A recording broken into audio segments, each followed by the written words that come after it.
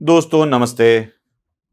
आज मैं उस विषय पर चर्चा करने आया हूं जिस विषय पर चर्चा करना मेरे लिए अनिवार्य हो गया है। देखिए ना, महाराष्ट्र में नरेंद्र मोदी तुकाराम महाराज के मंदिर का उद्घाटन करने आते हैं और उसके ऊपर नरेंद्र मोदी की प्रतिमा भगवान विट्ठल से बड़ी है, इस विषय पर विवाद खड़ा किया जाता है। लेकिन मैं जो कुछ मामला आपके सामने लेकर आया हूं, उस विषय को भी जरा गंभीरता से लेना पड़ेगा। एक विचारधारा, एक व्यक्ति, एक जाति, इनके ऊपर कितनी तिरस्कृत वृत्ति से देखना चाहिए, इसकी कुछ सीमा होती है।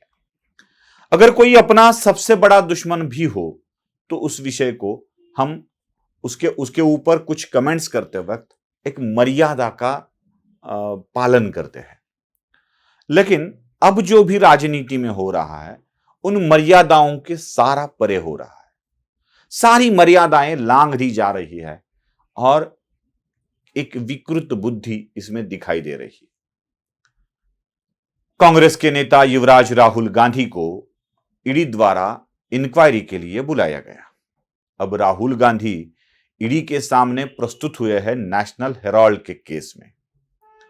नेशनल हेराल्ड के केस में राहुल गांधी को क्यों बुलाया गया?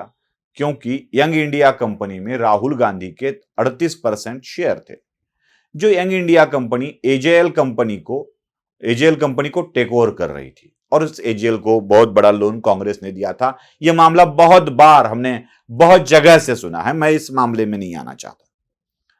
अब इस विषय में जब राहुल गांधी की इंक्वायरी हो रही थी, तो पूरे देश में कांग्रेस द्वारा कहीं कहीं मोर्चे निकाले गए, धरने किए गए, निदर्शन किए गए।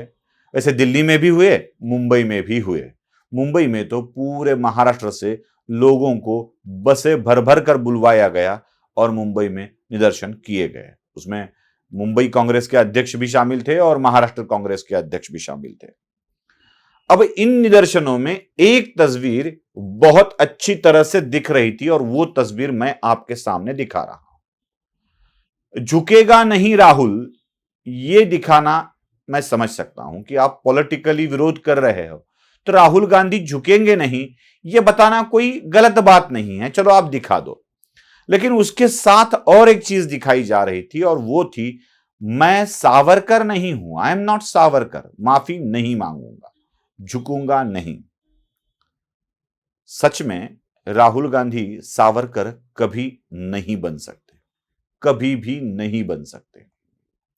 कहना तो नहीं चाहिए दोस्तों, लेकिन पंडित जवाहरलाल नेहरू, महात्मा गांधी या पूरा गांधी परिवार, जिनको सब लोगों को मिलाकर जितने दिन जेल में रहना पड़ा है, उससे दुगने दिन स्वातंत्रवीर विनायक दामोदर सावरकर जेल में रह चुके हैं। ब्रिटिश सरकार ने उन्हें दो बार सजा सुनाई थी और 2 बार जन्मठेप की सजा सुनाई थी, आजन्म कारावास की सजा सुनाई थी। अब 2 आजन्म कारावास भोगने वाले सावरकर कितने देशप्रेमी होंगे, इसका अंदाजा आप ही लगा सकते हैं। जिनको अंडमान के जेल में यातनाएं दी गई, ऐसी यातनाएं जिनका हम कल्पना भी करना सह नहीं सकते। अंडमान से उठाकर जब उन्हें रत्नागिरी में रखा गया, तो 7 तालों के अंदर, ये कहानी में ही हमने सुना है कि 7 तालों के अंदर, 7 ताले, 7 दरवाजों के अंदर उनको ताले लगाकर सावरकर जी को रखा जाता था। उनको ऐसी बेड़ियों में जकड़ा जाता था जिसमें खड़ा होना भी मुश्किल हो जाता था। इन बेड़ियों में सावरकर जी को काम करने पड़ते थे। अब दोस्तों, यहां तक ही बात खत्म नहीं होती है।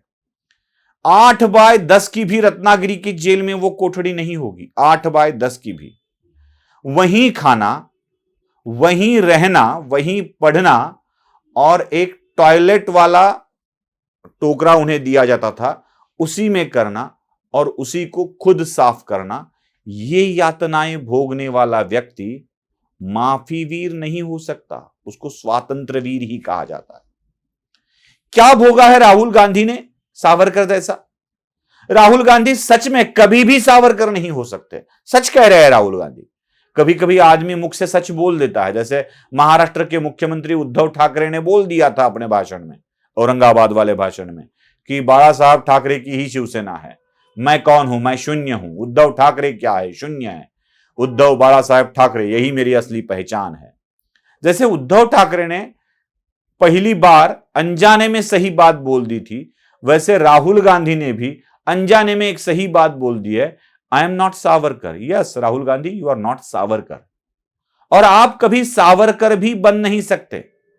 सावरकर बनना एक बहुत बड़ी प्रक्रिया है राहुल गांधी, उसको समझना पड़ता है, उसको सहना पड़ता है, और आप ये सह ही नहीं सकते, ये कर ही नहीं सकते। इतनी सावरकर की महानता है। सावरकर जी इतने महान नेता थे, इतने महान योद्धा थे कि उनके सामने आप कुछ भी नहीं हो। विदेश में जाकर देश के ज्ञान का डंका पीटने वाले सावरकर और विदेश में जाके अपने अज्ञान का डंका पीटने वाले राहुल गांधी कैसे एक हो सकते हैं? ये दोनों कभी भी एक जैसे नहीं हो सकते। सावरकर गांधी बने इतना अधपतित नहीं हो सकते, और गांधी सावरकर बने इतना बड़ा नहीं हो सकते, कभी भी नहीं हो सकते। बस सावरकर जी का अपमान करना यही राहुल गांधी की खासियत रह चुकी है, यही उनका स्वभाव बन चुका है। उनको लगता है कि उन्होंने मन में ठान लिया है कि सावरकर महात्मा गांधी के विरोधक थे, सावरकर के समर्थक अपने विरोधक है, ये उन्होंने मन में ठान लिया है। और इसी कारणवश हमेशा राहुल गांधी सावरकर को निशाना बनाते आए। यही आपके मन की भावना कांग्रेस को ले डूब रही है। देश के बहुतांश लोगों से कांग्रेस से दूर कर रही है। न जाने राहुल गांधी ये कब समझेंगे। चलो ना समझे ही तो ही अच्छा है, क्योंकि जितने लोग उनसे दूर जाए उतना ही इस देश के लिए अच्छा है। शायद राहुल गांधी यही अच्छा कर्म कर रहे हैं। नमस्ते।